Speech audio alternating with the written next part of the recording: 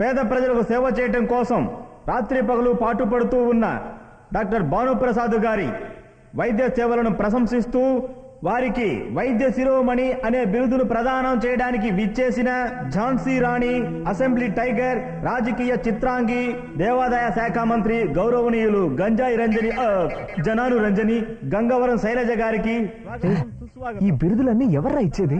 ఇలా చూడరా, మన దేశంలో ఇలాంటి బిరుదులన్నీ ఎవ్వరూ ఎవరికి ఇవ్వడం లేదురా. ఎవరెవరికి ఏ బిరుదు మీద ఆశ ఉందో దానికి వాళ్లే ఇలాంటి సభ పెట్టించుకుని వాళ్లే ఇప్పించుకుంటారు.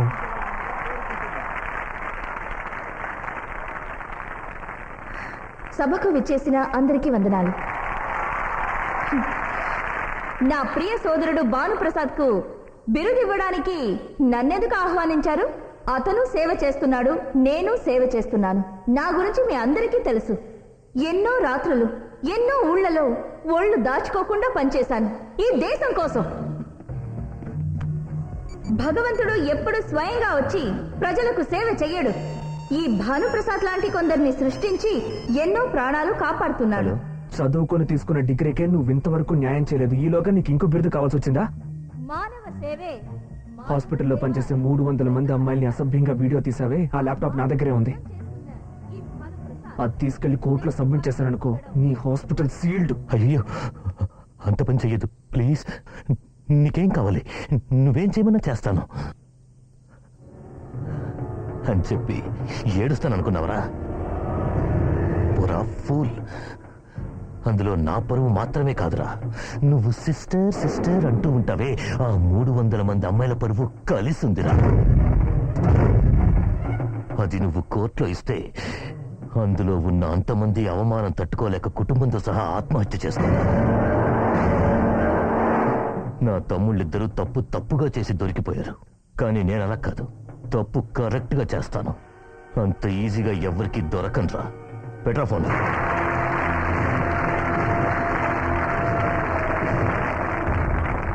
అది మాత్రమే కాదు, కుల సంఘ నాయకుడు నారాయణ స్వామి అనారోగ్యంతో మృత్యుతో పోరాడుతుంటే ఆయన్ని కాపాడుతున్నది మన భానుప్రసాద్.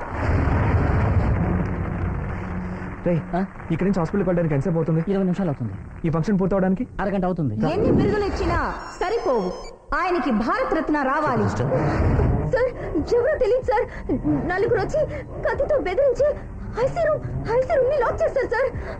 ఏమంటున్నావు?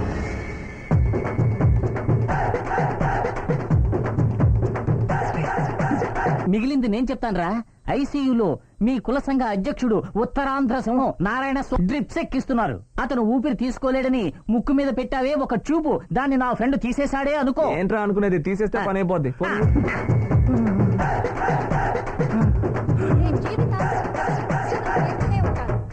ముద్దపప్పు, నేను చెప్పేది జాగ్రత్తగా విను. ఇప్పుడు నీ హాస్పిటల్ బయట లారీల మీద కొన్ని వేల మంది కార్యకర్తలు నుంచొని ఉన్నారు. వాళ్ళ నాయకుడికి మాత్రం ఏమైనా అయిందనుకో, నీ హాస్పిటల్ మొత్తం నేలమట్టం అయిపోద్ది.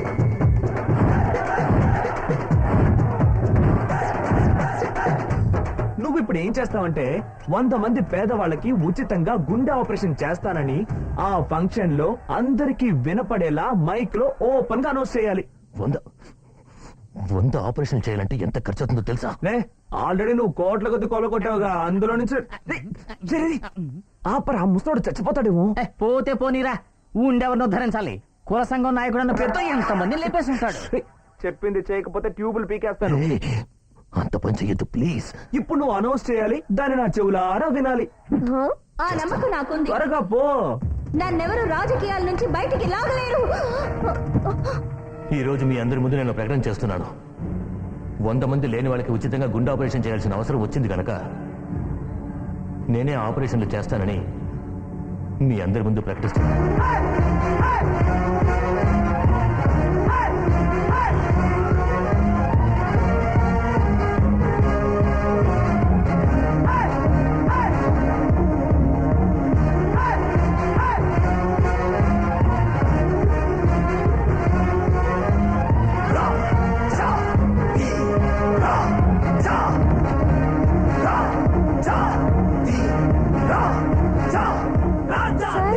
నాకు గుండె జబ్బు ఉందని తెలియగానే నా తోడబుట్టిన అన్నయ్యలే నన్ను వదిలేశారు. కానీ మీరు డబ్బులే తీసుకోకుండా ఉచితంగా ఆపరేషన్ చేసి నా ప్రాణాలనే కాపాడారు. నువ్వు అన్నావు మాత్రం కాదన్నయ్య, అమ్మ నాన్న అన్ని నువ్వే.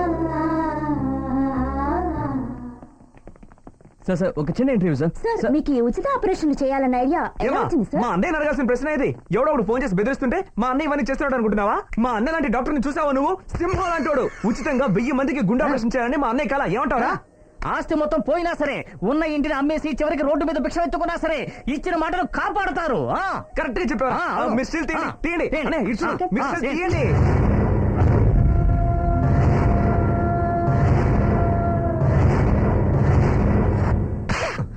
నా 50 కోట్ల హాస్పిటల్ కి నిన్నెందుకు బినామీగా పెట్టింది?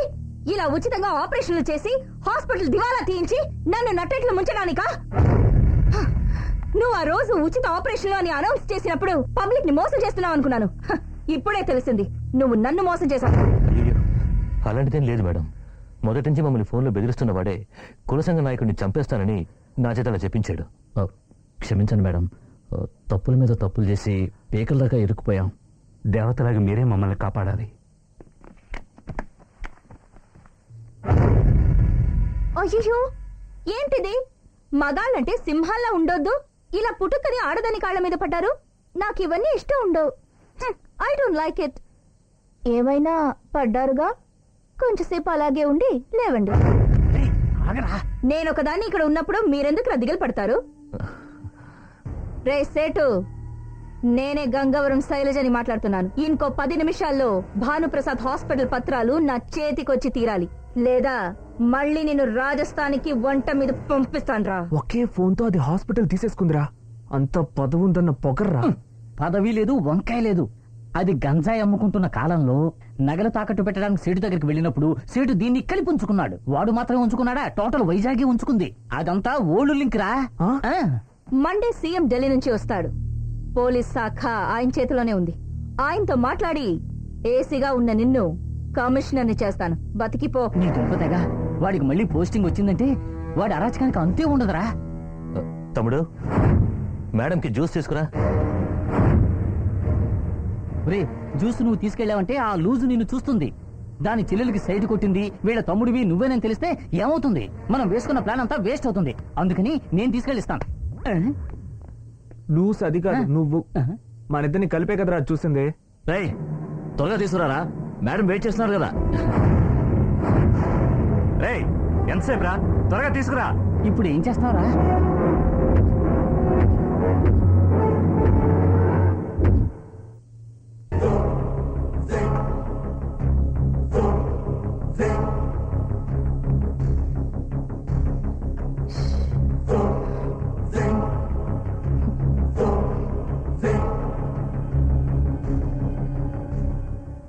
Living on these shits, you never miss a tip, get your own body. All you wanna know is the Raja to Raja, baby. What's the game of action? So don't ever you risk it. He's the Raja, the Raja, mommy. ఏంట్రా ఈ వేషం buffoon లాగా? తలకి నూనె రాసుకుని shaving చేసుకుందాను, face కి cream రాసుకున్నాను. అలాగ జ్యూస్ ఇవ్వండి అన్నారు. అందుకే అలాగే వచ్చేసాను. జ్యూస్ తీసుకురాదు? ఏంట్రా గొంతు అదోలా ఉంది? Full cold. అన్నయ్య నువ్వు తీసుకో. అక్క గ్లాస్ కూడా ఎంత అందంగా ఆడిస్తుందో చూడు. చూసెట్టా ఉంది? బాగుంది. మీలాగే మిసమిసలాడే పుచ్చకాయలోంచి తీసింది కదా.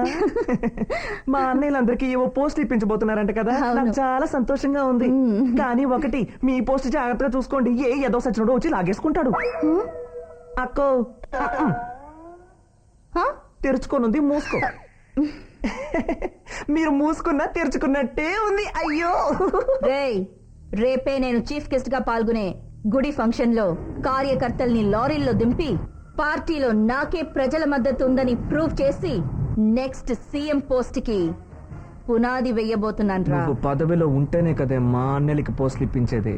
నీకు పెడతాను చూడు అంబర్ ఫిట్టింగ్.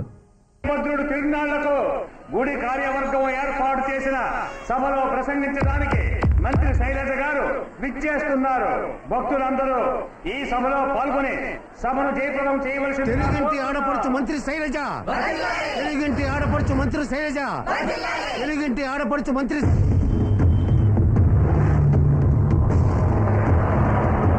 ఓయ్ కమిషనరు, గుడి దగ్గర బందోబస్తు అంతా పక్కాగా ఉంది కదా? చాలా జాగ్రత్తగా ఉండాలి, అర్థమైందా? అబ్బని తీయని నువ్వెలా ఇక్కడికి వచ్చావురా? నిన్ను ఏ డ్రైవర్ బండి ఆపురా. సారీ మేడం, బండి ఆగదు. గుడికి వెళ్లేంత వరకు బండి ఎక్కడ ఆపకూడదని రాజాజ్ఞ.